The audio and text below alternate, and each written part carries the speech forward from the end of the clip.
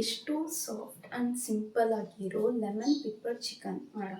ಹೇಗೆ ಮಾಡೋದಂತ ನೋಡ್ಕೊಂಬರೋಣ ಬನ್ನಿ. ನೋಡಿ, ನಾನು 250 ಗ್ರಾಮ್ಸ್ ಅಷ್ಟು ತೊಗೊಂಡಿದ್ದೀನಿ.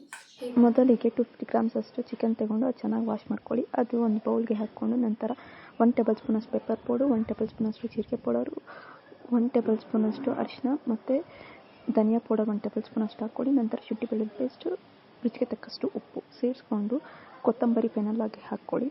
ನಂತರ ಇದಕ್ಕೆ ಮೊಸರು ಸೇರಿಸ್ಕೊತಿದ್ದೀನಿ 1 ಕಪ್ಪಷ್ಟು. ನಂತರ ಇದನ್ನು ಲೆಮನ್ ಸ್ಕ್ವೀಸ್ ಮಾಡ್ಕೋಬೇಕು. ಹಾಫ್ ಲೆಮನ್ ಆರ್ 1 ಲೆಮನ್ ಅಷ್ಟು ಸ್ಕ್ವೀಸ್ ಮಾಡ್ಕೊಂಡು ಚೆನ್ನಾಗಿ ಮಿಕ್ಸ್ ಮಾಡಿಕೊಂಡು ಲಾಸ್ಟಲ್ಲಿ ಎಣ್ಣೆ ಹಾಕ್ಕೊಂಡು 1 ಅವರ್ ಫ್ರೀಜರಲ್ಲಿ ಇಡಿ. ಈಗ ಇದು ನಾವೊಂದು ಫ್ರೈ ಪ್ಯಾನ್ಗೆ ನಾವು ಮಾಡ್ಕೊಂಡಿರುವ ಮಸಾಲೆ ಎಲ್ಲ ಹಾಕ್ಕೊಂಡು ಚೆನ್ನಾಗಿ ಕುದಿಯೋಕ್ಕೆ ಬಿಡಬೇಕು.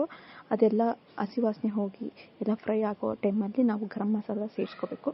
ನಂತರ ಇದು ಚೆನ್ನಾಗಿ ಫ್ರೈ ಮಾಡ್ಕೊಳ್ಳಿ, ಎಲ್ಲ ಸಾಫ್ಟ್ ಆಗೋ ತನಕ. ಈಗ ಸೂಪರ್ ಆ್ಯಂಡ್ ಈಸಿಯಾಗಿ ನಾವು ಮನೆಯಲ್ಲೇ ರೆಡಿ ಮಾಡ್ಕೋಬೋದು. ಲೆಮನ್ ಪೆಪ್ಪರ್ ಚಿಕನ್ ಮನೆಯಲ್ಲೇ ರೆಡಿ ಆಗುತ್ತೆ. ಒಂದು ಸಲ ಟೇಸ್ಟ್ ಮಾಡಿ ನೋಡಿ ಹೇಗಿರುತ್ತೆ ಅಂತ ಕಮೆಂಟ್ ಮಾಡಿ guys. Lemon pepper chicken taste ಅಂತೂ ಅಲ್ಟಿಮೇಟ್ ಆಗಿದೆ. ಒಂದು ಸಲ ನೀವು ಮನೇಲಿ ಟ್ರೈ ಮಾಡಿ ಹೇಗಿದೆ ಅಂತ ಟೇಸ್ಟ್ ಮಾಡೋಣ ಬನ್ನಿ.